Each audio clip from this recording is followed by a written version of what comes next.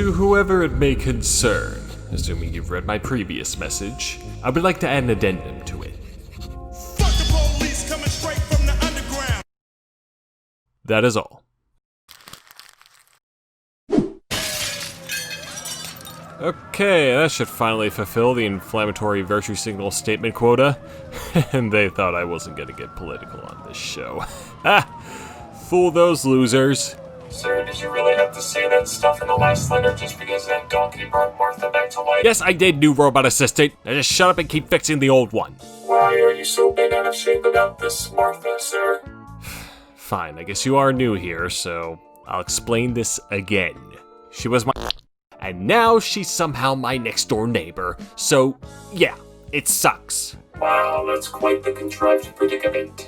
Yeah, I guess it is. You could even say that she's one hell of a bull. Oh, I forgot to mention, sir, you don't have your tinfoil on, so you are at great risk of passing out. Wow, thank you for pointing that out. I didn't notice.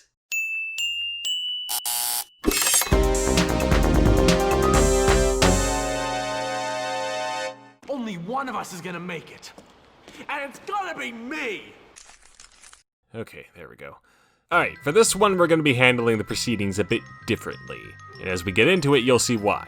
For now, let's go back to 2002, just before Vice City had been shipped out. Rockstar's parent company, Take-Two Interactive, had just purchased a little development company from Canada called Barking Dog Studios. They'd only worked on 4 games up to that point, most notably the classic RTS offshoot of the also classic Homeworld game, Homeworld Cataclysm, but I guess that was good enough for Take-Two to not only buy them, but rebrand them under the Rockstar label, where, from henceforth, they'd be known as Rockstar Vancouver. As you've undoubtedly realized, this is something Take-Two does a lot. In fact, at the time of this new acquisition, they already had a Canadian developer with the Rockstar label slapped onto it, Rockstar Canada. So they had to be renamed to Rockstar Toronto. Yeah, it's a bit messy, but just try and keep up. Anywho, with Rockstar North hogging the spotlight, the team silently worked on their own little project for the next few years. So around the time Rockstar North was celebrating their massive success with San Andreas, and the only kind of hot coffee Congress cared about was the shit they made their unpaid interns get for them on the daily, Vancouver were gracious enough to finally give us humble peasants some details as to what this new title would be. And it was certainly different from what Rockstar had been putting out so far. It did look to be yet another open sandbox action title at first glance, albeit one that was far stripped back compared to GTA, not just in content, but in the age of its cast too. It aimed to tell the tale of a troublesome young male and his rise to power in the corrupt private academy he has been forced to attend, and Vancouver fittingly titled it as Bully.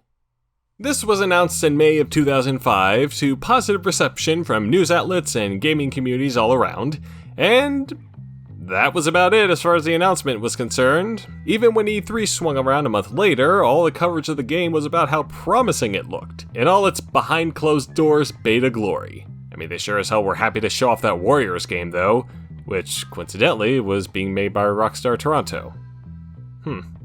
So yeah, things were going quite well for everyone.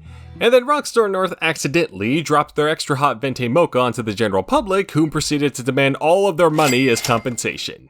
We documented that little incident quite thoroughly in the last part, but after everything had cooled down, some of that opposition weren't yet done with their shit fits, and the mere title of this new game gave them the perfect opportunity to get huffy and riled up all over again. In the last part, I mentioned a group who went by the Pieceaholics, and as you may know, they weren't very happy with Rockstar's little hot coffee stunt. In fact, they were so not happy about the situation, they made a series of trips to Lower Manhattan over the next year or so, and shouted a lot for several hours outside Rockstar's office doors. They provided many uplifting chants such as, "Oh wow, this really was the mid-2000s, wasn't it?" As well as picket signs that had such neat phrases like, "Prosecute Rockstar Games, they are felons," plastered onto them. The Pieceaholics offered a list of demands to the company. I'll just put them on screen for you to read yourself, because if I read them out, I'm gonna start laughing uncontrollably. Rockstar were to respond to these demands within 5 days and eventually meet them as well, or else... yeah, I couldn't find that out. But hey, we can at least make fun of their ignorance for the rest of the video. And they play games like now they made Grand Theft Auto mature. And the only reason why they did that because of the pressure from Hillary Clinton. And the game was right, teaching them the right thing, how to go back to school and defend yourself, kill people, kill other students, kill people, kill other students, kill you. So you've got the $80 game that's coming out. Right. The machine that takes to play it costs anywhere from $2 to $250. Right. Depending on what model you have. Kill people. This boy, he was in my class and he was taking people money. And was he picking on them or threatening them? Yeah. See, I told him gonna be on that. They could say a lot of what they see in those games is not really fiction, but real life experiences. Kill people. Elsewhere in good old America, Miami took another jab at Rockstar's integrity when one of their school boards passed a resolution that urged retailers not to stock this bullying game. Emphasis on urge. Several other anti-bullying organizations and watchdog groups condemn Bully too. One such group, known as Working to Halt Online Abuse, aka WHOA, criticized the game's existence and were interviewed to elaborate on that. Sadly, they were ill-prepared to do so, as, at most, they had only viewed the trailers. But they were damn sure that this was all they needed to prove that releasing this game into the hands of society's naive ilk would result in the largest bullying spike since the 90s anime boom. Well, maybe this other group called the Bully Police could do a better job at that, as their Texas division launched a petition trying to convince Rockstar to reconsider the release of the game. Well, never mind about that. To be fair, this felt more like a plea rather than a demand, as the creator of that petition lost their child to suicide years prior due to bullying. This didn't stop the internet from partaking in their own form of bullying by leaving some nice comments on it. I couldn't find the ones on the petition itself because those weren't archived, so I'll have to rely on NeoSeeker. Ooh, yeah, hope you're not in the UK, dude, because there were people in that area who weren't pleased with the game either. One of their own groups, Bullying Online, made similar statements, but this time they had the support of Parliament's staunchest video game opponent, Keith Vaz, who more or less threatened to get the game banned if there were any changes made to the whole bullying thing. Oh yeah, and the Daily Mail called it sick and disgusting. Yeah, this stuff is par for the course for Rockstar at this point. Though in a unique twist, all of this yelling was done before the game was even released, and solely ignited due to the title alone, which was more than likely a deliberate move on Rockstar's part. They know how to play these jackasses like a fiddle. And even if these idiots have the safety of the world's children in their best interest, all the protesting and interviewing and parliamentary discussion did was increase Bully's profile, giving it the attention they so desperately did not want it to receive. This would result in more sales and more publicity and blah blah blah blah blah. It's a cycle. And it wouldn't be a complete cycle if we didn't get any commentary from my favorite punching bag, Hack Thompson. You get it? Because his actual name is Jack, so I took away the first letter and replaced it with the... Okay, yeah, you get it. Not to be outdone by his fellow twat, Mr. Thompson unloaded onto us a smorgasbord of claims about Bully, detailing all the things one can do in the game, including the white-on-black crime, no, I'm not making that up, summarizing the experience as a Columbine simulator. And no, I'm not making that up. I'm surprised he didn't go as far as to call it Columbine 2. The dude even linked up with the Piecaholics at one of their protests, while also emailing Bill Gates urging him to prevent the release of the game on Xbox. Now, that version did eventually get cancelled, though not because of Jack. More so because the Xbox was pretty much dead by then, and it's not like the games that Rockstar put on that system were doing the gangbuster sales the PS2 versions were anyway. These inflammatory statements and actions would not be enough to satisfy his ego though, so shortly after the game's final trailer was released, Mr. Tom Jones went and filed another lawsuit against the usual suspects, where he threatened to put an injunction on the game so that minors couldn't purchase it unless Rockstar loaned him an early copy so that he could view the contents for himself and determine if it was appropriate for said minors. Never mind how the ESRB already did that by granting Bully a T rating, as opposed to all the other controversial Rockstar games in the past that brandished the minor repellent M rating. A few days before release, however, Rockstar accepted Jack Torrance's request and brought in the full game for him and the presiding judge for the case, Ronald Friedman, to observe. After the 2-hour reviewing session ended, Mr. Friedman did think the game was violent and crude, but no more violent and crude than stuff that could be viewed on primetime television. As such, he declined to honor the passionate lawyer's request to restrict sales of the game and dismissed the suit. He didn't like that result. Jackie Tomboy proceeded to not only continue attacking Rockstar, but also start attacking Mr. Friedman, calling his ruling and conduct into question by essentially going, "You cheated not only society, but yourself," among a bunch of other bullshit, all of which was detailed in the complaint Mr. Friedman had filed to the Florida bar months later. Yep, we're getting close to the part those of you in the know, or those of you with any logic, have been expecting. But we have another video or two to get through before we can celebrate, so put the cork back in. Now, for as ridiculous as this shit got, and as aware as many people were of that particular fact, Bully didn't come out completely unscathed before release.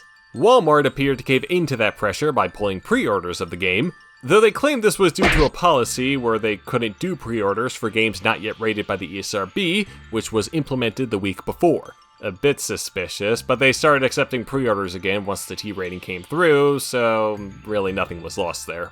Comparatively, the version was a bit worse off, as it had its whole name changed to Canis Canem Edit, which is Latin for dog eat dog. Yeah, it still works, but it's a little cumbersome. Even with that, some of the larger department stores refused to carry it, not wanting to sell a product that promotes school violence. I mean, they still sold San Andreas though, so that sends a nice message, doesn't it?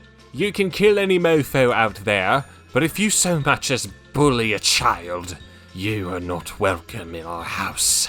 Regardless, we've yet to actually delve into the actual game, so there's still a slight actual chance that these various figures and critics may actually be right for once. Fat chance of that happening, but who knows? So, how did Bully turn out? Well, we won't be finding out with that version, because in case you don't remember, I didn't grow up with the PS2, nor do I have one currently. Instead, I have the version that most of y'all may be a bit more familiar with, Bully's Scholarship Edition.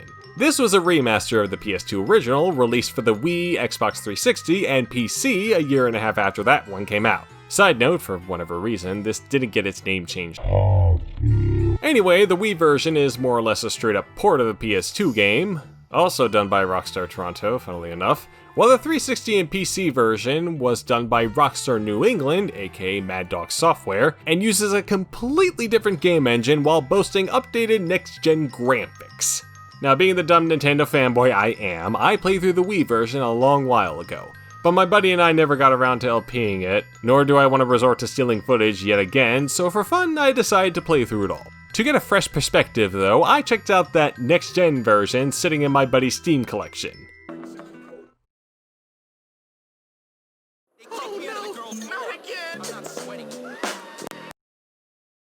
That didn't go well. As I came to learn, this and the 360 version aren't the best optimized games out there. It's capped at 30 FPS, there are barely any graphics settings to speak of, there's constant flickering and shadow glitches, and even the audio just randomly desyncs.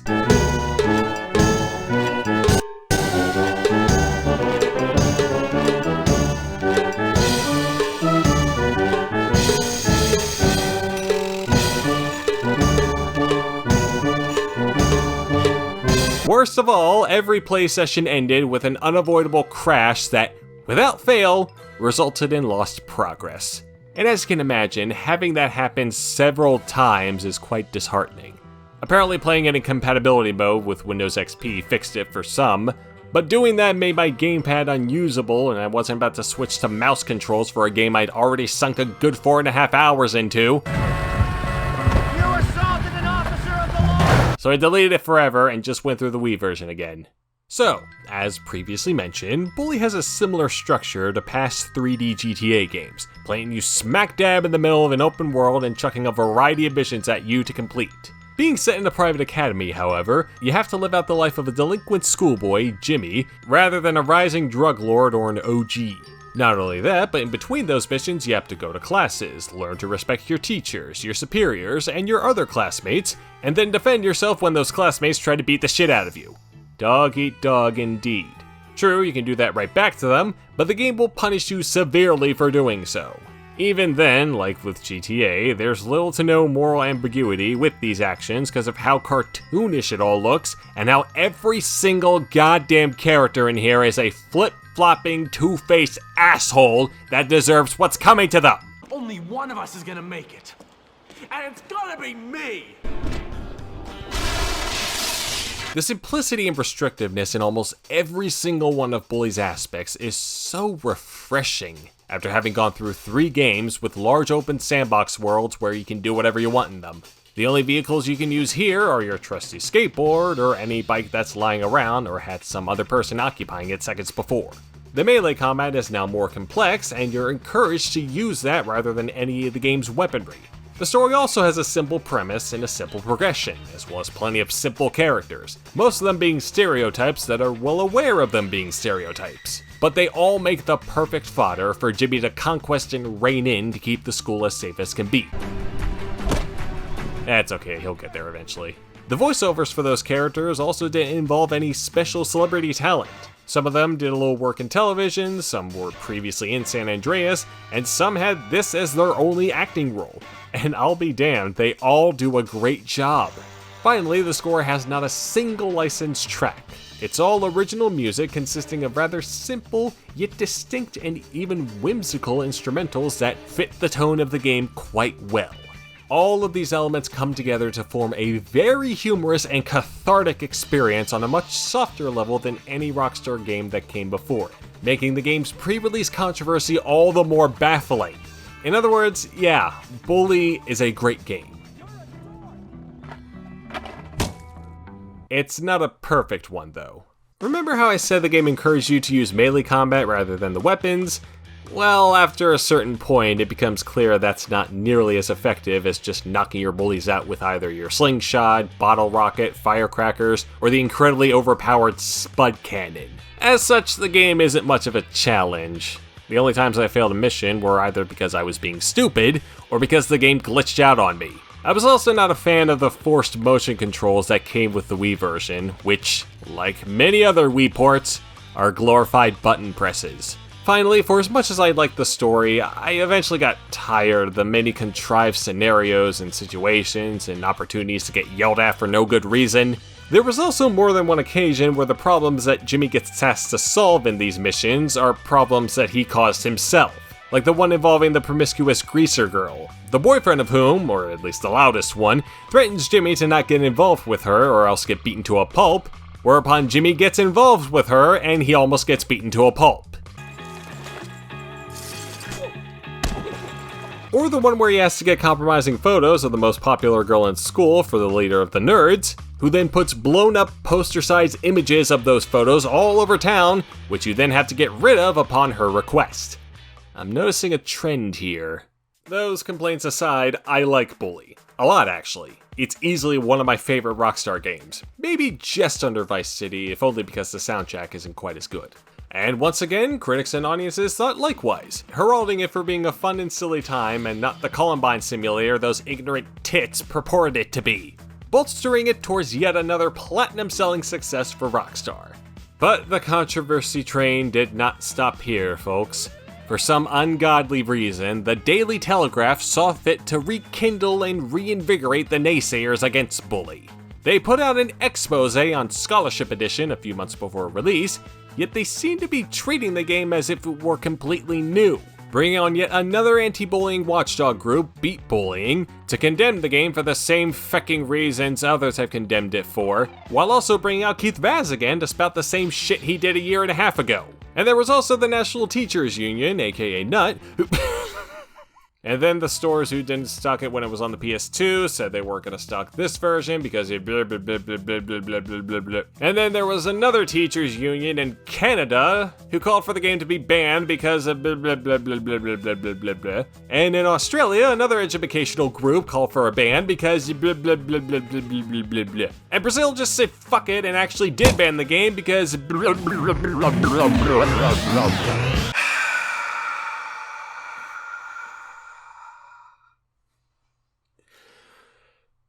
I hope I'm not the only one who finds this stuff just so exacerbating. What makes it worse, though, is that this time, there's no excuse for it. The game's been out for over a year, and an hour or two of playtime will have easily dissuaded any of these arguments. But you see, that would require some modicum of effort to accomplish on their part, which they seem to only put towards making absolute fuckwits out of themselves. But we are not done just yet. we gotta talk about the addition Rockstar put in Bully that somehow didn't tip this controversy over into complete nutsoville. There's a mechanic in the game where you can make out with any of the ladies, or at least the ones around your age, to regain your health. A very useful mechanic, as it can be upgraded to the point where any kiss will double your health entirely, making the game even easier than it already was with Mr. Potato Spud. However, you're not just limited to those ladies. Each faction has one person of the same sex that you can smooch as well. A novel concept, wouldn't you say? Well, by itself, it's not really that interesting, as you have to go out of your way in order to kiss any bros in the first place, and there's no real difference between either kinds of smooches, between the male-on-male scenario lacking the full-on snogging that the male-on-female scenario has. It just seems like a moment where Rockstar went, fuck it, put it in. Maybe something that would attract a bit more controversy too, because you didn't see this kind of thing pop up too often in games up to that point. Sure, Thomas Dolby threatened the ESRB president over it, as well as Ron Freeman, which was also included in the complaint made against him. But other than that, not really anything besides a few articles that were positive towards the idea. It was just kind of accepted as part of the game. And I think it's because it's just presented so plainly and unspectacularly. I don't know, maybe there was some low-profile hate group that weren't too happy with the fact that you can kiss dudes in Bully. And if it were put out today, there might be some anti-SJW type people mad about the fact that you can kiss dudes in Bully. But I don't give two shits about any of those scenarios. I'm too busy kissing dudes in Bully. I'm a totally awesome kisser, right? From there, things finally went quiet, and there was an area soul who tried to start something else since. I imagine due to every entity mentioned in this video embarrassing themselves by getting involved with this needless garbage. All because of a slightly provocative name that triggered them more than a game named after an actual crime.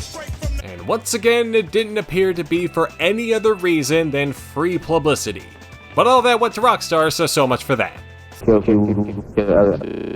Fret not, though, a fair amount of these groups would go on to do bigger and better things. The Peaceaholics, for example, would eventually get accused of and fined for improper use of grant money. Beat Bullying would go bankrupt among similar accusations, while Bullying Online and the Bully Police continue to exist to this day and continue to have shit websites to boot.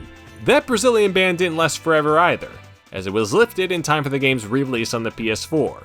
So overall, this whole affair was a massive waste of time, with the only net positive being how it serves to lay the groundwork for Jack the Ripper's eventual downfall. For as nice as a result as that may sound, and for as funny as y'all may find this inanity, it was also really fucking annoying. Not to mention a nightmare to research on. In the end, I can't find it in my cold dead heart to give it any more than 3 Bullworth bullhorns out of 10. Okay, one more clip. I'm a totally awesome kisser, right? Okay, sir, he's been fixed. Ah, perfect. Thank you, new robot assistant. What would you like for me to do next, sir? I don't know. I guess you can fight that immortal donkey dude, see if you can get me out of here. Yes, sir. Alright, let's load you up, buddy.